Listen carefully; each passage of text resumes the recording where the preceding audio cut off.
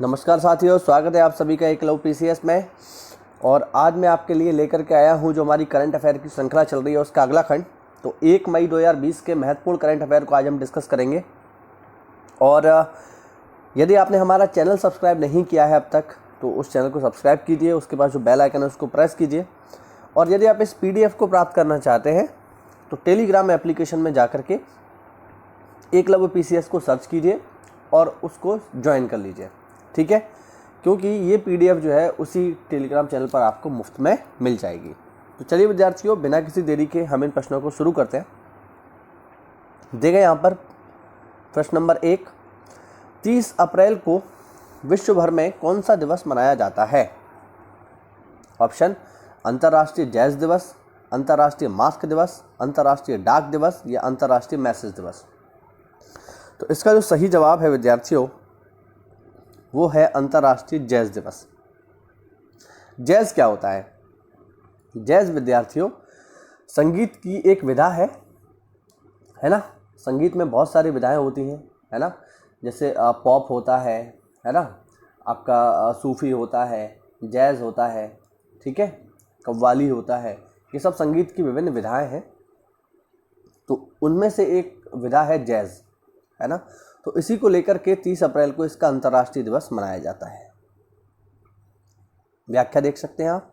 30 अप्रैल को विश्व भर में अंतर्राष्ट्रीय जैज़ दिवस मनाया जाता है, जिसकी शुरुआत सबसे पहले 30 अप्रैल 2016 को यूनेस्को ने वाशिंगटन DC में की थी।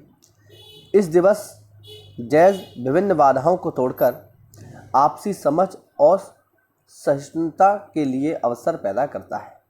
जैज़ वही संगीत की बात है और बताना ये चाहते हैं कि संगीत जो है वो समस्त बाधाओं और जो भी हमारे बॉर्डर्स हैं उनसे ऊपर है और लोगों को जोड़ने का काम करता है। अगला प्रश्न देखें, प्रश्न नंबर 2, हाल ही में कौन सा राज्य देश में मनरेगा के तहत रोजगार देने में नंबर 1 बन गया है? ऑप्शन: झारखंड, छत्तीसगढ़, महाराष्ट्र, इनमें से कोई नहीं। ये सवाल इसलिए महत्वपूर्ण हो जाता है कि एक तो कोरोना चल रहा है तो सारी चीज़ें बंद है, लेकिन ऐसे में भी इस राज्य ने मनरेगा के दौरान काफ़ी सारा रोजगार उपलब्ध करवाया है मजदूरों को, जो कि काफ़ी महत्वपूर्ण बात है। और इस सवाल का जो सही जवाब है वो है छत्तीसगढ़। छत्तीसगढ़ राज्य कोविड-19 महामारी के दौरान रोजगार देने में नंबर 1 रहा है। व्याख्या हम देख लेते हैं। लॉकडाउन में छत्तीसगढ़ में 18.52 लाख लोगों को महात्मा गांधी राष्ट्रीय ग्रामीण रोजगार गारंटी योजना मनरेगा के तहत रोजगार मिला है। यह संख्या देश भर में इस वक्त मनरेगा में लगे कुल मजदूरों का 24% है, जो कि अन्य राज्यों से सर्वाधिक है, ठीक है। तो सबसे ज़्यादा रोजगार उपलब्ध करवाया है छत्तीसगढ़ ने।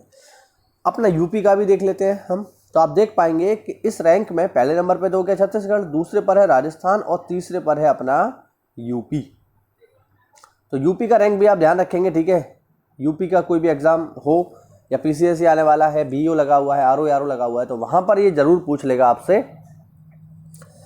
कि मनरेगा में कोविड-19 महामारी के दौरान मनरेगा में रोजगार देने में उत्तर प्रदेश का कौन सा स्थान रहा? तो तीसरा।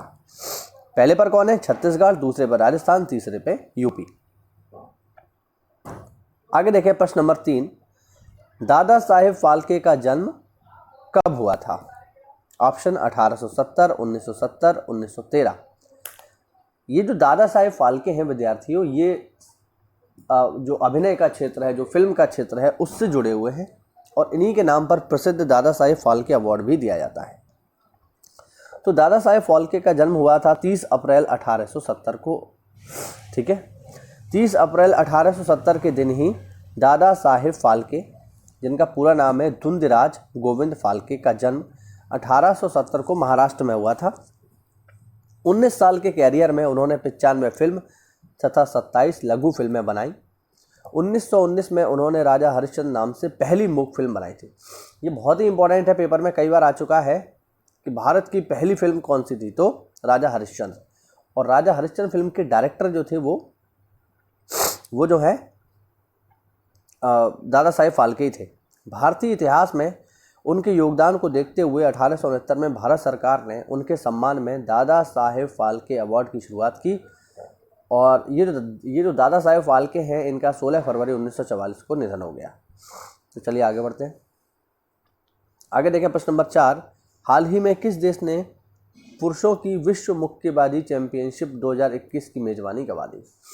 ये सवाल थोड़ा सा महत्वपूर्ण हो जाता है कि किस देश को मेजबानी मिली थी और उसने इसको गंवा दिया। ऑप्शन है नेपाल, भारत, रूस और चीन, और इसका जवाब है भारत। ठीक है, काफ़ी महत्वपूर्ण है ये सवाल। आप देख सकते हैं भारत ने पुरुषों की विश्व मुक्केबाजी चैंपियनशिप 2021 की मेजबानी गंवा दी। भारतीय मुक्केबाजी महासंघ मेजबानी की फीस नहीं भर सका, लिहाजा अब वो इस प्रतियोगिता का आयोजन नहीं करा पाएगा। अंतर्राष्ट्रीय मुक्केबाजी महासंघ ने 2017 में किया गया करार तोड़कर अब सर्बिया को मेजबानी सौंप दी है।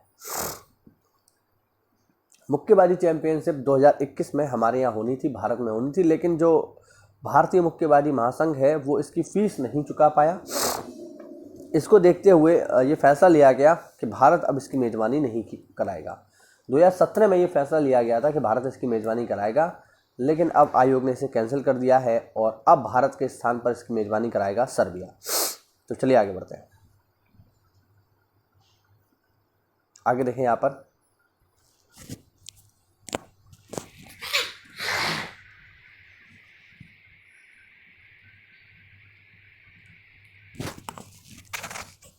प्रश्न नंबर 5,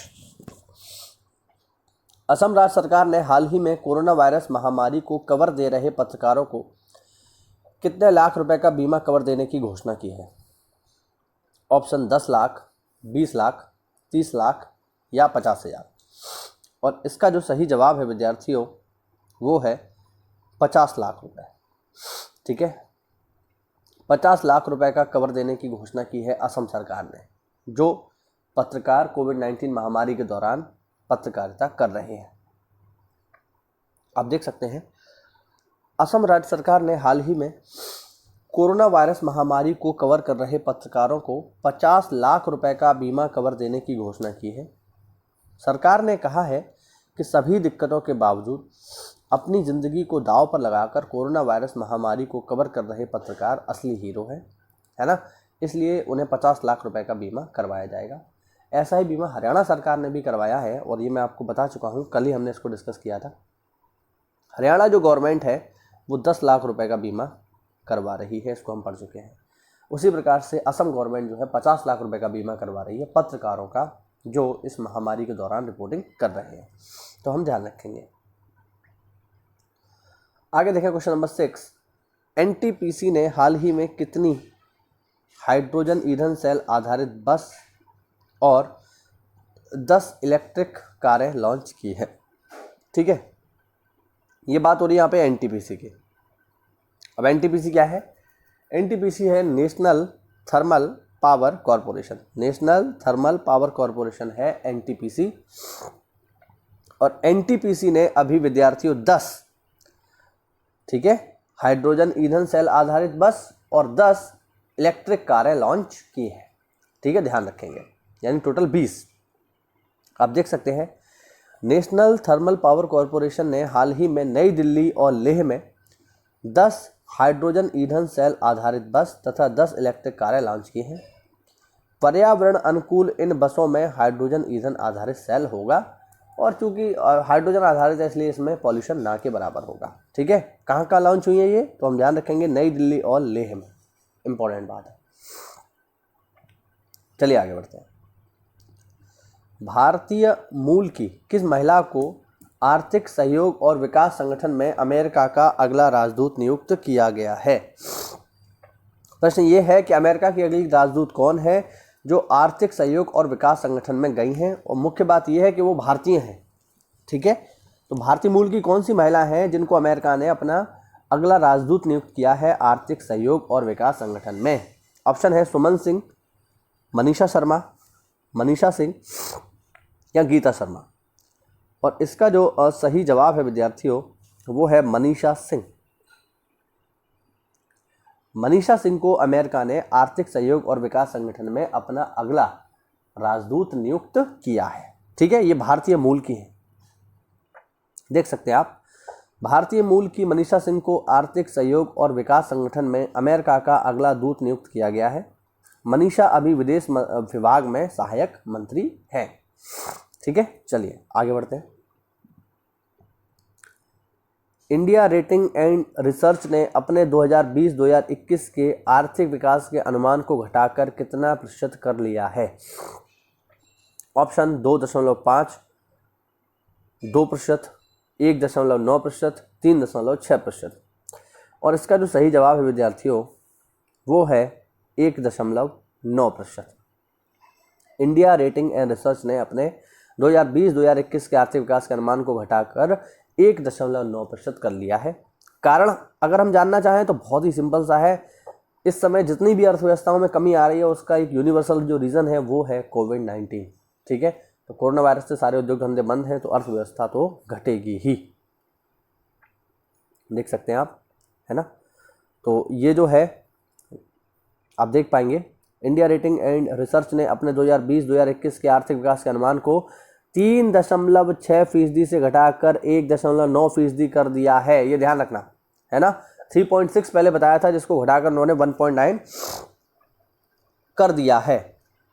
अब ये जो 1.9% किया है ये पिछले 29 वर्षों का सबसे कम वृद्धि है ना, पिछले 29 सालों में।